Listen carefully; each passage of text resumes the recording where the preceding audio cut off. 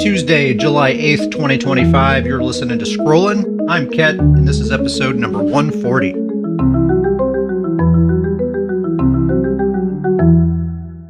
That's right, just when you thought Scrollin' was gone, I'm back yet again with another one. Don't take this as a sign that Scrollin's back on a consistent basis by any means. The urge just struck me today to talk about the subclassing stuff and everything that's been happening here lately. It's kind of an exciting time in ESO, so I thought we'd just kind of dive into it. So I'll start off just kind of talking about my reaction to subclassing, like as the rumors were kind of going around that this was something that was going to happen and everything. My reaction to it was very negative, very, very negative. When it first started kind of circulating around that this is something that was going to happen. I think anyone on the Discord can tell you, Ket was in a dark place, and all of that. And even so far as like public test server, when it's going on there, I just had a very negative attitude about it. I thought it marked kind of a dark era for ESO, and really, we've experienced it. We've had it maybe like a month or so at this point, and I think there are downsides, but I think largely most of my concerns have been laid to rest, and I'm actually having a really, really super fun time in ESO. It seems to have reinvigorated the PvP community in a way that I haven't seen since like the original Malakath release back when it was 25%, and back before proc sets scaled with your stats and everything. I don't know if people listening remember that was a wild time, a really wild time in Battlegrounds. Like everyone was just killing and dying left and right. The scoreboards looked crazy. Like 30 and 16 kill death ratios and stuff like that, and we're kind of seeing that again here. Not even kind of, it's very much that way. It's an extremely volatile PvP environment, but like the right kind of volatile. It's a very burst heavy meta. So in my opinion, like if that's the case, there's always a counter. You can always do something, be situationally aware enough, have fast enough reaction time, that you can get by and you can have a good time and be successful. Whereas, metas that are more about like proc sets and dots and stuff like that, if you don't have a cleanse, there almost isn't a counter. It's just like try to dot them up faster than they dot you up and see who dies first. Those metas are much less fun. This is a very volatile. I mean, damage is through the roof, as you might imagine with subclassing and everything. But it feels to me like you can outplay it if you're smart, and if you got the skills. And so it's just a very fun meta. Things have been stale for a while, especially in Battlegrounds with this new like 2-team format and stuff. I think it's just not been a great time for Battlegrounds here lately, but I think this has really lit a fire under the player base. And I still think there's a lot of negative things about this new Battleground situation. Honestly, if we could just go back to the 3 teams, I would love that. But nonetheless, subclassing has reinvigorated this community. And I mean, queue time, like even middle of the day on a Wednesday, queue pops are really, really fast. You're seeing a lot of just monster players out there, for a while, for a few months now, even more than that. The PvP crowd has been very casual, just to kind of put it politely. Not a high level of skill really on display out there typically, but lately, since this patch has dropped, quite the opposite. It's a slaughterhouse. You queue up and you better be ready, because a lot of great players have come back. There's a lot of names that I don't even recognize. Maybe they're like Cyrodiil regulars or something, but I'll see names that I've never seen before that are just absolute monsters, and so anyway, it's a great time to be playing PvP in the Elder Scrolls Online. I take back all the negativity, all the doom and gloom that I was kind of saying leading up to this. Now that we're here, and now that I see how much fun we're having, and it's not the disaster I was kind of thinking it was going to be, I take it all back, and I'm having a great time, and let's see what lies ahead, So anyway, I thought, rather than talk about all the different subclassing options and all that seems like kind of tedious to me. I thought I would just kind of go through my characters and talk about how subclassing has affected them, or how I think it's going to. Not every character I've gotten around to really kind of re-theory crafting from the ground up or anything, but I do have a few tunes that I'm feeling pretty good about. So right now I'm just logged in with Old Betsy, my main, my Stamina Templar, and I will say that Templar is one of maybe 3 classes that actually doesn't really need to subclass. They're very complete on their own, and you can play a pure Templar and absolutely be competitive. They got some really nice buffs this patch as well that I'm feeling really good about. And so yeah, Old Betsy is not subclassing at all. And you know, I'm kind of a purist with this tune. She's my main. I'm very sort of precious about this build, and I feel like subclassing with her would taint her in some way. And luckily, it's not even necessary. Pure Templar is actually in an excellent spot. So yeah, that's how subclassing is affecting Betsy. Not at all. Let me swap over to my other Templar, which is Butch Mahoney. He has, up to this point, I've always had him built as like my ranged Templar, whereas Betsy's my melee Templar. And so that's still what he is, but I am doing some subclassing with this guy. Because when we're talking about a ranged Templar, I think it's a different story. I think their toolkit is not quite so complete, especially when we're talking about offense. You know, we're not using jabs, which is a major source of Templar's damage, you know. So when we look at the Adric spear line and kind of ask ourselves, like, what are we really getting from that skill line as a ranged Templar? It's really just the Javelin, which is a great ability, but you can just kind of make another Javelin with scribing using Wield Soul, you know. So I've replaced Adric spear with the Necromancer's Gravelord skill line. Now, no Necromancer, you know, we've talked a lot about how Necromancer's not in a great spot. That's still kind of the case, honestly. But the Gravelord skill line just on its own is actually a very strong, very strong offensive skill line. So if you have a build that's already pretty complete otherwise and you just need some extra firepower, Gravelord is an excellent choice. So I'm using the Skeletal Arcanist. Basically, I just think of that as my source of my major sorcery, my major damage buff. But it's also, doing damage for me as well. Blighted Blast Bones, the kind of the regular old school Blast Bones, and I am using Venom Skull, which combos with Blast Bones really well. You know, it does that 50% increased damage basically every other cast. And then I have Radiant Oppression, you know, the Templar Beam Execute, which was changed this patch, basically nerfed. It can be dodged now, but it's still probably, well, not probably, I would say definitely the strongest ranged execute in the game regardless, you know. It's fine that it can be dodged. The beam actually, like when someone dodges it, the beam sort of stays connected, and as soon as the dodge is complete, it just continues doing damage. You don't even have to recast it. So it actually works really well. I love kind of working someone down, getting them low on health, and then queuing up a Blast Bones and just holding a beam on them until that Blast Bones hits, and that knocks them down into execute, and the beam does the rest. Very satisfying. Really fun way to play. And on the back bar, we're just a Templar, basically. You know, I'm using the Living Dark Bubble. You could use the Cleanse instead. The Restoring Focus Rune, the armor buff. That's a really strong heal over time, and our Sustain tool. And of course, Honor the Dead.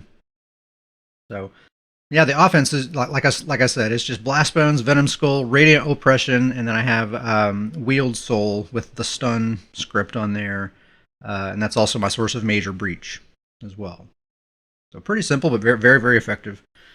So yeah, that's all I'm doing with that guy. Just replacing Adric Spear with Gravelord as a ranged Templar works out really well. All right, let me swap to another. Let me get back to my character select screen. See what we got here. I'm not even really talking about gear here. Basically everything that I have is like Wretched on the back bar, some kind of front bar set.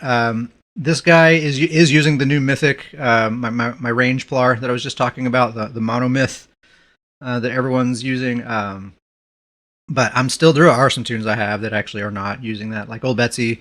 I haven't really found monomyth to be worth it for her. I'm liking other mythics better, but I don't really want to get into that today. Randolph is my Arcanist. He's not doing any subclassing. I've tried some different options, but to me, the pure Arcanist actually feels best to me. I'm just going to skip over him. I find that Sorcerer is a class that is totally fine without subclassing. Storm Astronaut is my, my roly-poly mag sort that I've talked about lots of times. Uses Stormweaver's Cavort. That same exact build that I've been using for several patches now is still super duper effective right now in this highly volatile PvP environment. He actually thrives. So pure Sorc, I think, and a great spot. No need to multi-class unless you just want to. Hambone Malone. Yeah, I'll go ahead and log in with this guy. This is one of my wardens. This is the one that I'm doing some subclassing with. So basically what I'm doing with this guy is I'm replacing the green balance skill line with the Arcanist's Herald of the Tome. And really the only thing that I'm after here is that tentacle. I want that Tentacular Dread, the Magicamorph of the tentacle. So that's the one that consumes Crux. And it does additional damage based on how much Crux you have. So the whole idea here is to combo Sub-Assault with that tentacle with the 3 times Crux, modifier, and when those combo together, it's actually it's a lot of burst damage in an AOE, and I really like that they're kind of in the same like hit area. But they're both kind of in this kind of narrow corridor that's centered in front of you. So it's like your brain is already operating in that sort of space, so if you're using one ability, it's easy to just kind of mentally think about the other one in that way as well, to me. So yeah, I got the tentacle, I got the escalating rune blades as my spammable, really just so I can generate Crux. And it's just those 2 Arcanist abilities. Everything else is it's a typical Warden. I am using the Stamina Morph of Sub-Assault. That's just a personal choice because I like the every 3-second cadence. Most people prefer Deep Fissure that applies both major and minor breach. And that second hit does a lot more damage, but it's a 6-second delay rather than a 3-second delay. So to me, it's harder for me to mentally keep track of that timer and combo with it. Whereas Sub-Assault, it's every 3 seconds. I can just kind of stay in that rhythm forever and ever and ever and just sort of instinctively know now, like here it comes right now, and I'm not even consciously thinking about it. So I just prefer that, and I get my major breach from Dazing Soul, so it works out. That's just a personal choice. But yeah, Sub-Assault or Deep Fissure, whichever morph, along with the Tentacular Dread, is a pretty fun little way to play. It's kind of hard to pull off the combo, but then when you do, it's just very, very, very satisfying. So what I do is I'll cast a Sub-Assault, and that, that's a 6-second long ability. So during that 6 seconds, I cast that. I cast 3 Rune Blades to generate 3 Crux. And then I stun them with a Dazing Soul. And then I cast the Tentacle. And that'll line up right with that last Sub-Assault hit, right as you're casting that Tentacle. And yeah, it works really well. Now, you don't have to cast the Tentacle every time. By the time you get to that point where it's time to cast that Tentacle, if the target has moved or if it's just not a great time, then you can just hang on to it, wait till the next time, and you just got that kind of locked and loaded for whenever you are ready. And I kind of do like having that as a secret weapon. I'm not just spamming it all the time. It's just when the time is right, I whip that thing out, it takes people by surprise, and it's very, very effective. It has that root along with it. I am also using Winterborn, which is nice. The tentacle deals frost damage, so it's a nice way to control that proc. That's my only source of frost damage in the whole build. So I just know that Winterborn is going to be there every time when I deliver that combo. So yeah, I like that. Otherwise, it's just a normal Warden. Back bar, it's just like a straight up normal Warden. So I don't have to get into the details of the build. That's another episode, 6 months from now or whatever. Let's log in with a different tune. I think next up, I think I'll talk about my Necromancers next. Let's see, let me get on my character select screen here. I'm not gonna go in depth with the Nightblade, but obviously Nightblades are in an incredibly great spot right now, and they're one of the classes too that I think you can just totally not multi-class at all. Just be a pure Nightblade and shred, So I'm not multi-classing with Catface. He's just a straight up the same build I've been using for several patches now with the Soul Cleaver and all that. in excellent shape with the double merciless resolve and everything else. Yeah, it's great. Although if you want to, certainly can multi-class with a Nightblade and pull off some really really nasty stuff, but not totally necessary. So that's one of them that I've been keeping pure. Now my Necromancers, both Despair and Bobby Bobango, both are doing some multi-classing, both benefiting heavily. No surprise, right? Necromancer is majorly benefiting from multi-classing because the class itself is so disjointed and incomplete and everything else. It's kind of sad that like the best thing that's ever happened to Necromancers is just being able to use other class skill lines. So Despair, one of my Necromancers. This has always been like my sort of like 50-50 DPS support kind of build.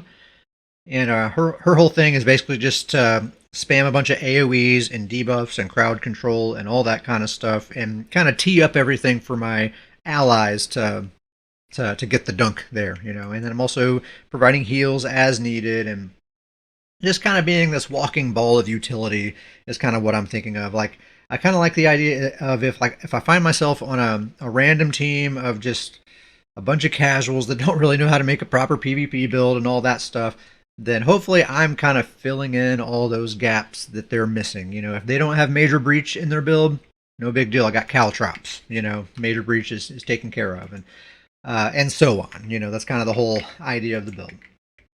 I think subclassing, like I said, has greatly benefited Necromancer in general. Despair, I think this is the most like well-rounded and complete this build has ever been. I've always found it to be a challenge to get this build exactly where I want it to be. There's always something missing. I'm always having to sacrifice something that I feel like is very, very important to the build. I can never get it all, But now I can by replacing, the Bone Tyrant skill line with the Nightblade's Shadow skill line. Shadow skill line's really amazing. So, that's the one that gives you the invisibility cloak, which I do have slotted. I very rarely use it. I really just have it slotted just to get that major crit buff on both bars while slotted. Really nice.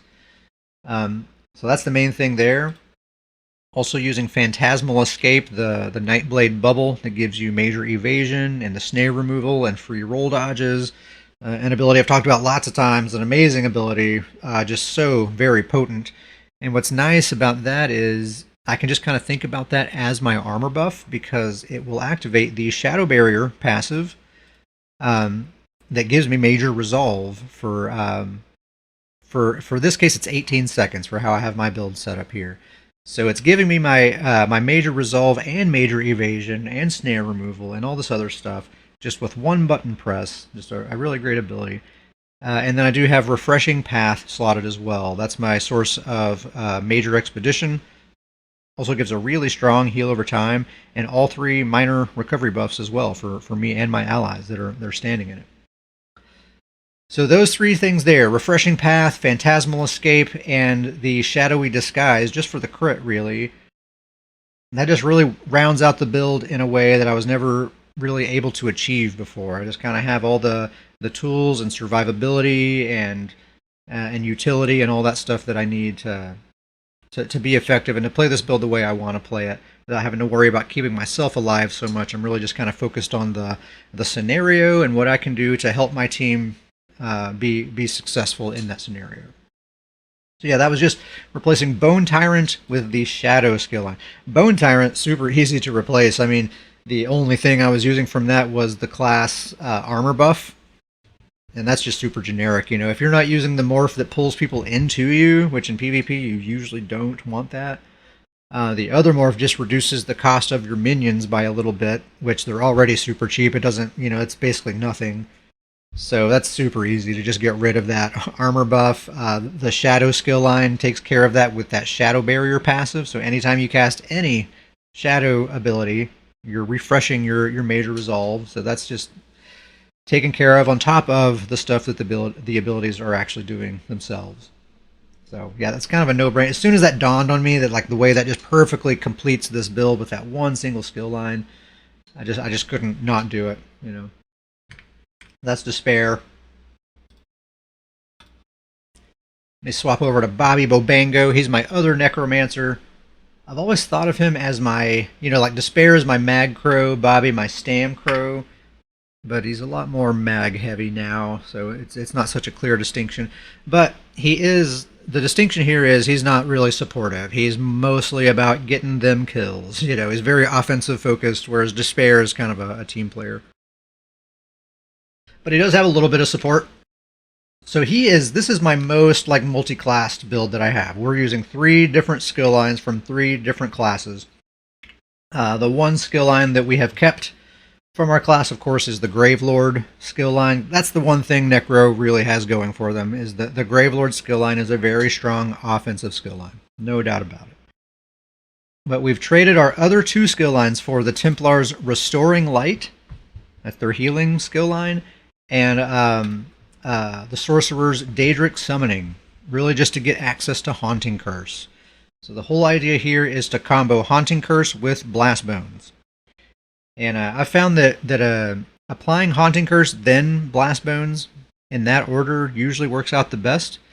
But really it's just kind of like whichever one is on cooldown, cast the other one. When you're kind of in the chaos of everything, not everything is so neat and tidy, so just make sure that they're just staying active all the time. Is kind of what you want. And I'm using Tarnished Nightmare as a front bar set. So it's kind of like 3 AoE bursts that you're trying to kind of line up together. Very, very potent. Very spicy. I'm really liking it a lot. So the Templar Restoring Light skill line, we're using 3 abilities from that. We got the Channeled Focus, the Magicka version of the rune. An amazing ability, right? It gives us our armor buff. It's a really strong heal over time. It's our primary sustain tool. Just so many things packed into one ability. Also using Extended Ritual, the Cleanse. You could also use the Bubble if you want, but I like the Cleanse. And the Honor the Dead Burst Heal. Also using the Practice Incantation Healing Ultimate as well. So, we're mostly a Templar here on this Necromancer build. And then from the Sorcerer, Daedric Summoning skill line, Haunting Curse, and I am using the Atronach Ultimate. I'm really liking that. So yeah, on the back bar, we basically play like a Templar, we're kind of dropping that cleanse all over the place, healing our allies as needed, but we're not really spec'd into a lot of recovery and stuff like that, so I don't really spam a lot of heals. I'll give you like a couple of heals and then you're on your own, buddy. Good luck. It's kind of my attitude there. But yeah, really the main thing, this is a ranged offensive build. So I am putting Haunting Curse, I'm queuing up a Blast Bones, I stun them with Dazing Soul, and then I spam my Ricochet Skull, spammable. You could use any spammable you want, until all that stuff pops off, and then I just, another Haunting Curse, another Blast Bones, kind of do it all again. And of course if my ultimate is ready, I'll drop that, I'll do Curse, Blast Bones, Ultimate, spam my spammable, is how that goes. This has been my favorite build to play with. I feel like it's the most complete. It has the most potent offensive combo of any of my builds that I have right now. Having that Templar Restoring Light skill line on the back bar makes them super duper survivable. Using 3 Swift so that mobility is very important right now. It's so volatile. There's so much damage. You have to be able to reposition very quickly. And I'm not using streak or any kind of teleport thing like that, so I just got to be fast. That I think if you're not using streak or mist form or something like that, then you really need to find some source of mobility somehow. Some additional mobility from normal. I would say. So yeah, I think that's all I really had to say about Bobby. It's Wretched back bar, Tarnished Nightmare front bar. He is using the new Monomyth Mythic. I guess we can talk about Monomyth for a second here. Obviously, super duper strong Mythic. It's the one that gives you Major Force on your front bar, as well as Minor Berserk, which is super convenient. You also get the Major Protection and Minor Vitality on your back bar. It's a great Mythic, but I do think it's not just like, I don't know. I feel like I see a lot of people say, why not use Monomyth on every build, and I think there are builds that it doesn't really make a lot of sense on. Mostly if it's just a very burst-oriented build, where you're trying to line up a big Omega burst combo and just kind of delete someone in an instant, then yeah, that's what it's for. Absolutely, use Monomyth for that, no doubt. But like I kind of alluded to earlier, old Betsy, my Stamplar, using jabs, That's more of a pressure-based build. There really is no like single big moment of burst in that build. I'm wearing people down over a period of time. I'm outlasting them with that build. And in that case, I don't think really stacking the crit damage is super beneficial in that case. I mean, it's not necessarily a bad thing to do, but I don't think it's too good not to use for that particular build. It's okay to consider other options. I've actually really been enjoying using. I have two different setups for Betsy, and one setup is just back to using good old Ring of the Wild Hunt. I'm actually just enjoying that a lot. Or if it's more of a kind of a serious throwdown where I need to kind of support my team a little bit, then I'll put on the old Saint and Seducer setup. I'm finding more value out of those than with Monomyth for how I play the build and for how I have it set up and everything. So anyway, I think that's all I really had to talk about here with the subclassing stuff. Sorry to the people that had to hear me be all super negative and just talk a bunch of trash and everything as this patch was leading up. But gotta admit, I was wrong. What can I say? I'm having a great time. The theory crafting is really fun. I do hope that the devs continue to tweak some stuff, change some things. I think things are not perfect, and no one expected them to be.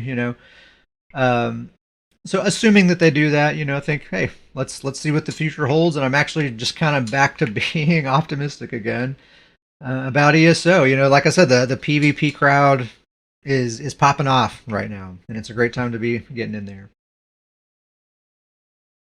So if you want more information about the podcast or about some of the builds that I've talked about here today, you can go to sites.google.com/view/scrolling podcast.